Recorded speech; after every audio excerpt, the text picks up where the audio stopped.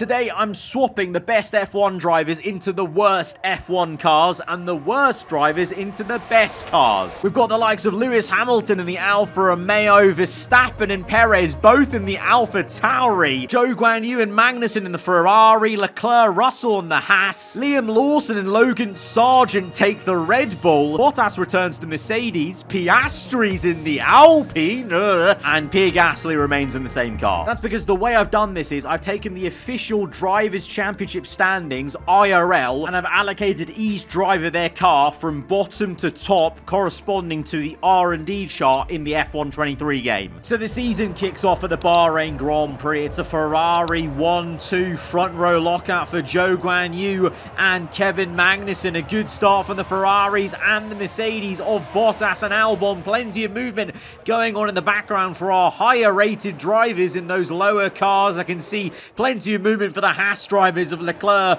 and George Russell. You've got Hamilton battling Carlos Sainz in the Alfa Romeo and Williams, but up front it is 2x2, the two Ferraris, Zhou Guanyu ahead of Magnussen, Bottas staying just ahead of Albon, although he's nipping at the heels, and Pierre Gasly, the only driver to remain in the same team he was originally in, up in P5 at the moment. Ocon, his old teammate from Alpine, in P6 in the McLaren, and Logan Sargent in the Red Bull, only managing P7. Sergio Perez doing an incredible job right now in the Alpha Tauri to be ahead of Lawson in the Red Bull. And Perez, at this early stage of the season, taking to his Alpha Tauri a lot better than Max Verstappen, who was down in 19th place. Hamilton making good use of his Alfa Romeo to be up in P14 versus Fernando Alonso. So a few AI are definitely adjusting to their new car a lot better than others. You know, Verstappen, Alonso, Leclerc, Norris, all of them taking some time maybe this season to get used to their slower car, handles a bit differently, whereas you can see Perez has got off to a lightning start, and likewise the other way around, Lawson and Sargent really not making the most of their dominant Red Bull cars. It's all Ferrari in red up top as we get to the last lap of this Bahrain Grand Prix. Zhou Guanyu making a pass on Magnussen for the lead, the two Ferraris swapping most of the race, Bottas remaining ahead of Alexander Albon, and Sargent, to be fair to him, does start to heat up a little bit in that Red Bull. He's got past the McLarens, he's got past Pierre Gasly to take P5. So, you know, the American is getting to grips with his Red Bull. Liam Lawson as well has finally actually got into the points here, and Perez has dropped off massively in the Alpha Tauri, probably just showing how poor it is over a race distance as he's down in P14. Hamilton and Sainz both jumping him in the Williams and Alfa Romeo respectively. And Verstappen, Leclerc, Norris and Alonso still down there in the bottom four. You know, all of them really probably just struggling with their new surroundings. It'll be, you know, quite curious to see over the course of the season, is there actually any kind of effect of, you know, having, you know, laps under your belt, races under your belt? Will any of these drivers actually get better at driving these slower cars, and vice versa? Will any of these slower drivers get better at driving their faster cars? You know, will we see some difference in improvements as we go on through this season? That's going to be something to look at. But in this first initial race, it is Ferrari's day in the sunshine, or rather the moonlight here at Bahrain, a night race. Zhou Guanyu wins the Bahrain Grand Prix, the first race of this reversed season. It's a 1-2 for Ferrari, showing that really, even with maybe some lower rated drivers, they're getting the job done early doors. Valtteri Bottas, though, in third place. You know, I'm picking him to be quite strong because, of course, Bottas, he used to be in a Mercedes car. It's only the fact that him and Alfa in real life are doing so poorly that he's actually managed to get into a Mercedes for this reverse championship season. But before we see the rest of this season, we've got a message from today's video sponsor. Yep, today's video is sponsored, and it's by a fantastic brand. You probably have seen them knocking around on YouTube, and thankfully, finally, they've actually wanted to work with me. It's Manscaped. And when it comes to a face trim especially, I would never recommend something unless I've tested it out myself and actually like the product. And let me tell you, I'm actually blown away with how silky smooth this has made my skin feel underneath my beard. The product I want to talk to you guys today about is this one right in my hand, the brand new Handyman Compact Face Shaver. First and foremost, the Handyman is equipped with a unique dual blade. It features a standard foil shaver as well as a long hair leveler blade to knock down up to 3 days worth of growth. And if you're like me and you do have a decent beard game going on, I actually found it was just brilliant just to get a skin close shave right at the bottom. Like, I keep touching my neck. Honestly makes my neck feel smoother than a baby's bottom. And I think a big part of that is thanks to their skin safe technology designed to help reduce nicks and cuts. And also at the same time, this Handyman is waterproof, so it makes it really easy to clean. And at the same time, just look at this sleek and compact design. The Handyman fits perfectly in your hand, making it easy to maneuver and reach even the trickiest of spots, and is perfect for those who are always on the go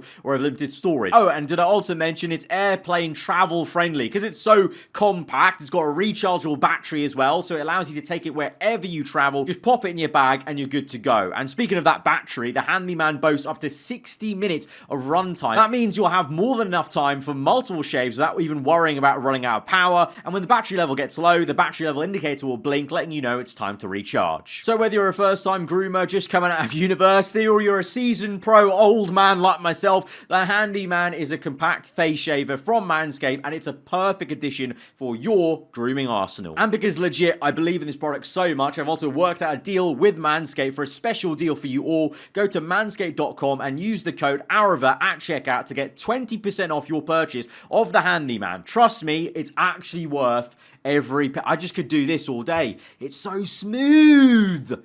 Right, let's get on with the rest of the video. We go on then, straight into round 2, and it's Zhou Guanyu on pole position, continuing off that momentum he had from Bahrain, but Bottas was on the second row. It's now 4 wide into turn 1, and Esteban Ocon coming out of nowhere in the McLaren to get up into second place. Bottas down to third, Magnussen down to P4, and Fernando bloody Alonso, sorry, just made a move, actual Magnussen. He's having a go. He's not quite finished the overtake, but he's in P5 in the Alfa Romeo. Alonso dragging the Alfa Romeo to heights it really shouldn't be in at this stage of the season with how low Alfa Romeo are on the R&D chart. He's ahead of Alexander Albon. The two Red Bulls seem to be a bit more, well, at least closer together. Not higher up than they were at Bahrain, but closer together. Sargent, ahead of Gasly and then Lawson behind. And Hamilton, actually, as well, doing pretty damn well in the Alfa Romeo, P10. And look at that lineup. Hamilton in the Alfa, Verstappen, AlphaTauri, Leclerc in the Haas. 3 top drivers in these very mid to low tier cars. And they're having a scrap. Leclerc in the Haas on the outside of Verstappen in the AlphaTauri. Oh, that could be a sensational move from Leclerc. I think it is. He's got the job done on Verstappen as the two Williams drivers of Carl Lando continue to struggle in that Williams. Perez also not doing as well in this race as he was at Bahrain as Verstappen and Leclerc continue to battle. Russell, obviously, haven't even mentioned him too much so far. He's also in the Haas, and he's also had a bit of a quiet start to the season. He's getting in amongst it versus Stroll. We can see, they're both now fighting Verstappen and Russell looking to get ahead, and Verstappen is dropping off, just showing really how bad the AlphaTauri is, that Verstappen is just really struggling to even be, staying ahead of these guys on a circuit like this, as he only just about manages to stay ahead of Russell. But I'm so impressed by Fernando Alonso in that Alfa Romeo in P5. But Zhou Guanyu, he's taken it all the way to the top, to the lead, and to the win on the final lap. Kevin Magnussen has a last corner overtake maybe to get P2. No! On the line! It's a photo finish, and Bottas gets second place. Unbelievable stuff.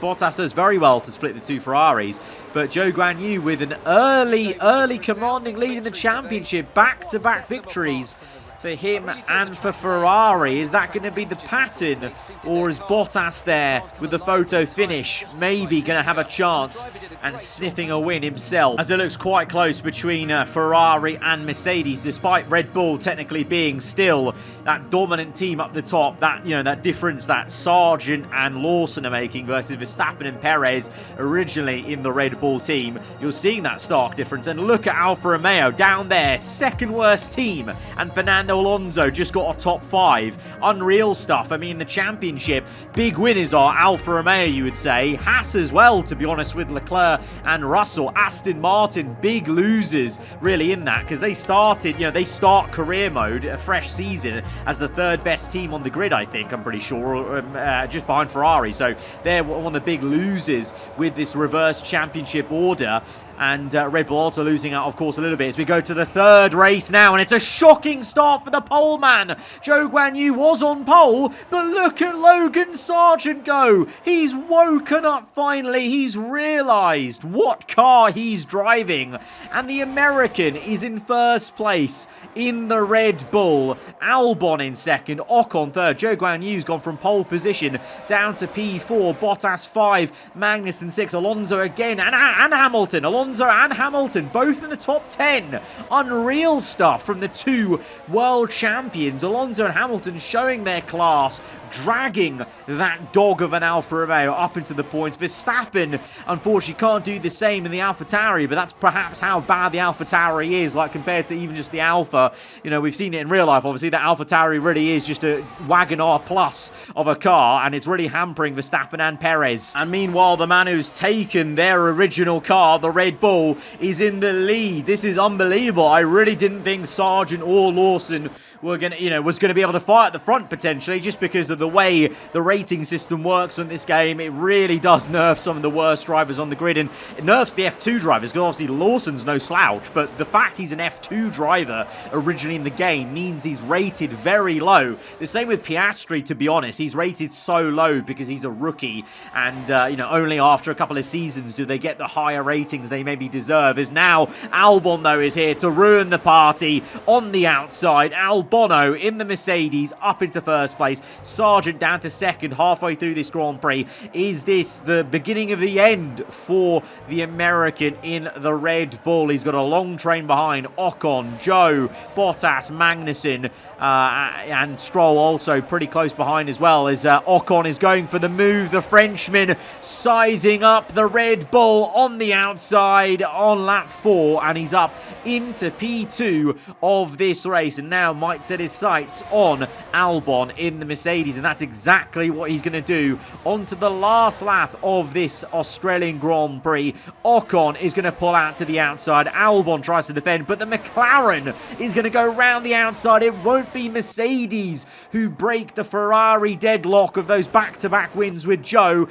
Speaking of which, he actually gets up into a podium, so he does well to keep consistent, overtaking Sargent on the last lap. Sargent, though, can be pretty proud with that. P4 in the Red Bull. I'm still impressed by the Alfa Romeos, though, to be honest, of Alonso and Hamilton, both in the points, but it'll be Esteban Ocon and McLaren who are the winners in the 3rd round and break that Ferrari dominance from Zhou and Ferrari. And so it maybe McLaren have a shot. I didn't really think McLaren would be up there, but potentially they might do. Ocon's quite well rated on the F1 23 game, and with Stroll there, maybe that's why I thought they wouldn't be too much of a challenger, but Ocon is a very quick driver on the game. So if McLaren, they usually do in the game, upgrade quite well, they might actually have a chance over the course of this season. We'll have to see. But, after 3 rounds then, Zhou Guanyu leads the way from Ocon, Bottas, Magnussen. Sargent gets up into P6 and scores way more points than he ever would do in the Williams. But, of course, that's a large part in due to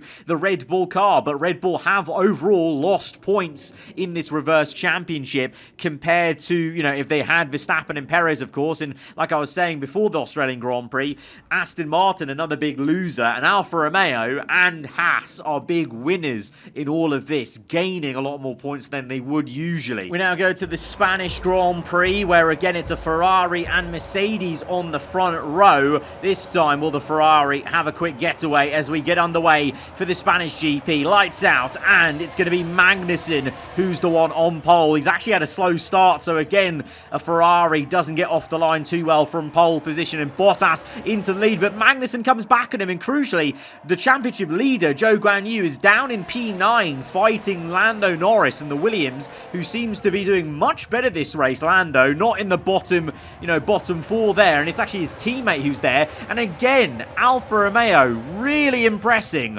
Hamilton and Alonso dragging the Alfa back into some really solid points there. Lawson's doing fantastically as well in 3rd place in the Red Bull. So, we're seeing a few little glimpses of, some real class from some of these drivers dragging a slower car up the order, or in the case of Lawson, getting to grips with a good car, as he should do, as you would expect him to do in real life, and doing well in 3rd place there. But Bottas leads the way, and I have a hunch that this may be the finally the time for Mercedes to win the first race of their season, and it's going to be Bottas having to actually make an overtake, as Magnussen actually did get back into the lead, but on the last lap Bottas re-overtakes to get into 1st place, Magnussen 2nd, and Albon, unfortunately for Lawson's sake, is up into 3rd. Into P4 goes Lawson. So we've got Ocon P5. Zhou's recovered quite well, to be honest, in the Ferrari, the second one. He's recovered well from P10 up to P6. Hamilton and Alonso can be happy with P7 and 8, to be honest. Russell's done very well in P9 in the Haas as he battles with Logan Sargent in the Red Bull. And Lando Norris just outside the points ahead of Leclerc and Perez swapping positions again. We're just seeing the AlphaTauri boys, Perez and Verstappen, really just not taking to the AlphaTauri. And compared to other fellow higher rated drivers who are doing quite well in their kind of mid-tier cars, that's probably just, again, like I said, how poor the Alpha is. Russell's up there in P9 in the Haas. 2 Alphas, Norris now knocking on the door of points in the Williams car. But up front, it's going to be Valtteri Bottas turning back the years and winning for Mercedes at the Spanish Grand Prix. So we've had 2 Ferrari wins, a McLaren, and now Mercedes winning. Red Bull yet to win a race this season with Sargent and Lawson at the wheel. And the Finn is flying here and has won his first race of the season. And this could be a bit of momentum, because consistently, again, it's a double Mercedes podium. Mercedes actually is a pairing, to be honest, if you really think about it. Bottas and Albon in a good Merc, that's probably the strongest pairing. You've got Zhou and Magnussen, bit of a weak pairing for a Ferrari car. Obviously, we know how Red Bull are doing. Aston have been horrendous with Tsunoda and Hulkenberg, I think it is. Way down the order compared to where Alonso and Stroll would, have been taking Aston Martin. So, yeah, I think Mercedes are a clear contender consistently over the season. But early doors, Ferrari had the advantage and Zhou has the advantage. But now Bottas is only 6 points back.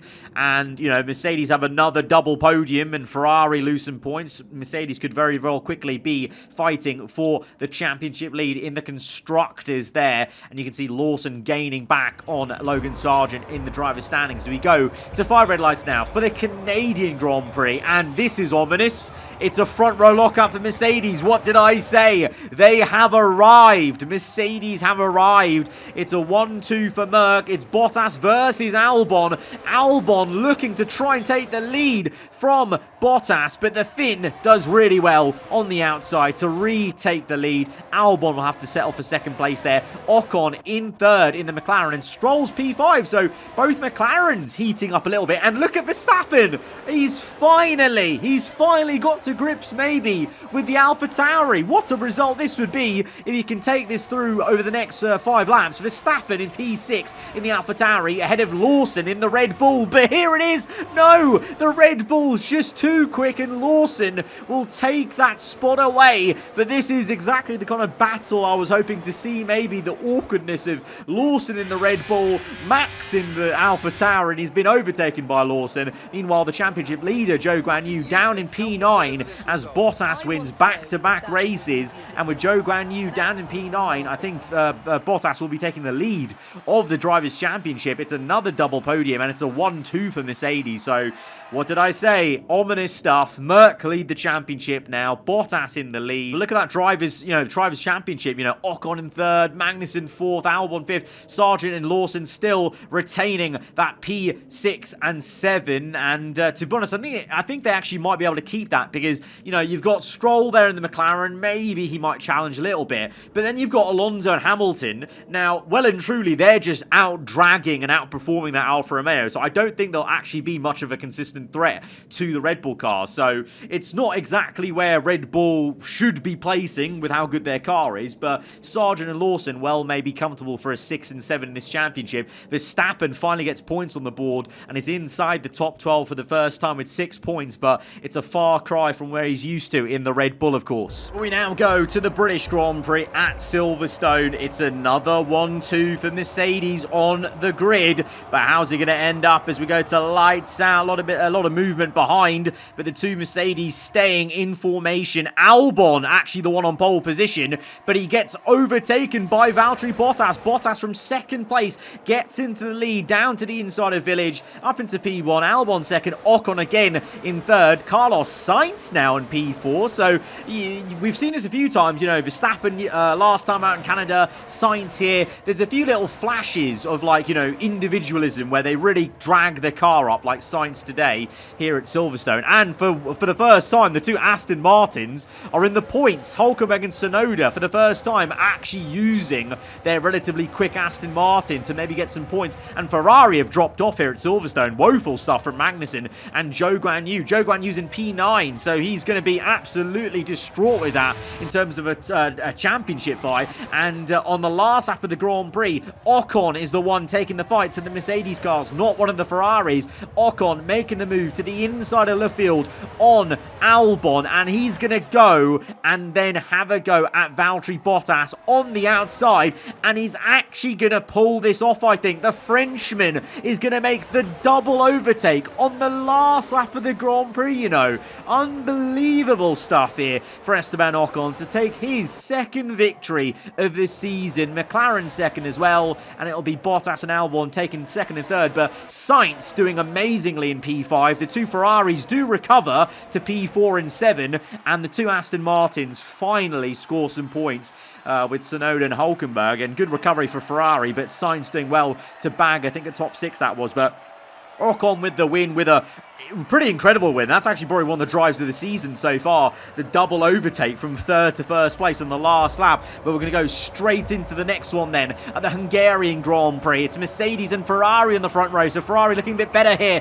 at the Hungaroring compared to Silverstone. But it's a slow start for Zhou Guanyu, I think it was. No, Magnussen was on the front row, sorry. He's had a slow start because Zhou Guanyu's the one who's actually overtaken him and gone round the outside for P2. Albon in the lead. Bottas down to third. So this is quite important. If Zhou wants to stay in the championship fight, he needs to stay ahead of Bottas and maybe even go and chase after Alexander Albon. But Albon in a very commanding lead right now, and both McLaren's doing pretty well and close together. Stroll ahead of Ocon this time round, and again the two Astons are finally now in the points again. So could this be the first time they score back-to-back points in the season? And Hamilton again just goat things, dragging that Alfa Romeo up into points. But Albono, it's a dominant win. It's his first of the season, and he's done it in some style. Zhou Guanyu in second, Stroll third. Stroll overtook Bottas to get the McLaren in third place. A mega stuff. And shout out to Charles Leclerc and the Haas to get P7. Really good stuff from Leclerc and Hamilton as well to split the two Aston Martins. And again, Verstappen has another race where he just can't drag that AlphaTauri. No matter how good he is as a driver, that AlphaTauri is just that rubbish. But Mercedes, well, I think, you know, now, I think it might just be an inter-team Mercedes battle, you know, between Albon and Bottas. They've really finessed this reverse championship, to be honest, with where they were in the real-life standings, drivers-wise, and where Mercedes are in the game in terms of the R&D order, basically. They've really finessed this big time here, because they've got a commanding lead in the constructors, 230 points to 191 for Ferrari. Kind of, you know, the top four stay the same, even top five, really. Alfa Romeo solid solidly in P5, which is so impressive, and Haas as well in P6, and Aston Martin, despite scoring back-to-back points, still floundering in P8. They've been hit the hardest, I think, with the reverse Drivers' Championship. And in terms of the R&D chart, by the way, as we go into the final 3 rounds of the season, McLaren now the quickest team on paper, Mercedes second, Ferrari slipped down to P4, and confirmation there that Alfa Romeo is still in the bottom 2. So honestly, miracle work from Hamilton and Fernando this entire season as we get going for this Italian Grand Prix, and it's just all Mercedes, it would seem here. It's relentless, but look at Verstappen! Verstappen P3, it's a 1-2 for Merc, but Max Verstappen has done some miracle work in the AlphaTauri here at one of AlphaTauri's home Grand Prix in Italy. He's up into 2nd place in the AlphaTauri. Unbelievable! Joe in P4 in the Ferrari, Stroll P5 again, Alonso doing well, dragging the Alpha to P6, Sainz well as well in P8 in the Williams car, and Leclerc as well in the Haas in P10. But the story of the race so far is Max Verstappen in P2. Take a bow, son. This is what I was hoping to see at least once, like some incredible miracle work by one of these top drivers to take one of their cars into a podium position, but it might just all crumble away because Zhou Guanyu is determined to get some points, to maybe keep his head in the championship fight. He's looking to overtake Verstappen, and meanwhile, oh my god, what a beehive of F1 cars. Everyone's side by side with everyone. Sainz battling Hamilton, I think that is. Or no, Hülkenberg and Sainz battling Hamilton and Leclerc battling the Alfa Romeo and Haas. And it's going to be maybe 3 wide, 4 wide into turn 1 as Verstappen goes from 2nd place down to 5th place now. Oh, Max, it was going so well. But in the end, the AlphaTauri performance comes through. And Joe shines through for Ferrari in 2nd place. Alonso 3rd. Hang on a minute. Alonso was 3rd by the last lap, though. He's down to P7, so clearly just eventually some overtaking being done, and it's a Ferrari 2-3. Verstappen, though, P5, Alonso P7, Sainz P8. All of them can be very happy with that. I mean, Verstappen can be incredibly happy with that. P5 in the AlphaTauri is quite something, and him alone, he's dragging AlphaTauri up. AlphaTauri are now P6 in the Constructors, and that would not be the case if Verstappen wasn't driving for them, in the same way that Alfa Romeo wouldn't be there without Hamilton and Alonso. So we're now into the final 2 races of the season. Bottas has a commanding lead, but mathematically he can't win the championship here, and others have a chance to maybe do something to maybe take it all the way to the end and actually have a bit of a title fight. But Bottas is so consistent, and he's still there in 3rd place. It's Albon, though, that will lead them away in 1st place. Magnussen in 2nd, Joe in 4th. So the 2 Ferraris looking a bit better here at Suzuka, and the 2 Haas cars looking much better. Leclerc and Russell up there in P8 and 9. Albon by the last lap of the Grand Prix with a commanding lead over Magnussen. Joe's up to 3rd, and it's Bottas getting overtaken by Lance Stroll, I think that is. Lance Stroll up to P4 then. Bottas is failing a little bit in this 2nd last race of the season. I mean, he's got the points tally to have a race like this, but still, that could be a little bit crucial. Maybe, you never know, going to Abu Dhabi. But the 2 Haas cars remaining in that 8th and 9th, going to hold that over. Alonso just about scraping to the top 10 ahead of Hamilton. And, wow, look at the Red Bulls. Lawson and Sargent, 16th and 17th in that Red Bull car. I know it's not the best car on the grid anymore, but still so bad. And that's the difference. That's the biggest example of how much a driver can make a difference on the F1 game, at least. You'd like to maybe, fantasize a little bit of how this would turn out in real life, but Albon gets the win then, and going into the final race of the season, it looks like Mercedes and McLaren will be very equally matched in terms of the performance levels. Red Bull is still the 3rd best car. The 3rd best car, and Lawson and Sargent, especially Sargent, because he's not an F2 driver anymore. He's a full F1 driver. He was down in 15th place at Suzuka. So poor. So in terms of going to the final race then, Mercedes, I think they've sealed out the Constructors, so Mercedes will win the Constructors Championship. This is how the season's looked in terms of all the results for all the different drivers. You can see that difference of, caliber, getting some couple of points there, but ultimately the cars also making a big difference. Mercedes, Ferrari, McLaren, Red Bull, the top 4 teams. The real big difference is, like I said, it has been Alfa Romeo being right up there, the AlphaTauri of Max up there, and the two Astons way down the order. So I think the biggest shuffle has really been that second half of the grid where the good drivers are in the bad cars, basically. As we now go to the final race of this reverse season, to 5 red lights, the Abu Dhabi Grand Prix. It's a 1-2 for Mercedes. They're the two protagonists in this championship battle. Albon needs to finish ahead of Valtteri Bottas and needs Bottas to have a bit of a mare, but he's been so consistent, and he's still going to be right there in second place, even though Albon gets the better of the Finn in first place. Magnussen third, and Ocon, and it's a checkerboard of McLaren and Haas, as Russell and Leclerc up in P5 and 7 doing very well. And Verstappen P8 and Alonso P9, Lando in P10. So the better rated drivers in the final race of this whole experiment season are turning up to have one last good performance in their mid to low tier cars, as the upper tier cars have a squabble. Bottas getting into the lead of the race, but Albon will come back at him, and you've got Magnussen not too far behind. The two Mercs side by side, neck and neck. It's a drag race now to the new Sector 3. Albon on the inside. Bottas gets ahead, but they both go a bit wide, locking up. Magnussen on the inside. It's 3 abreast between the two Mercedes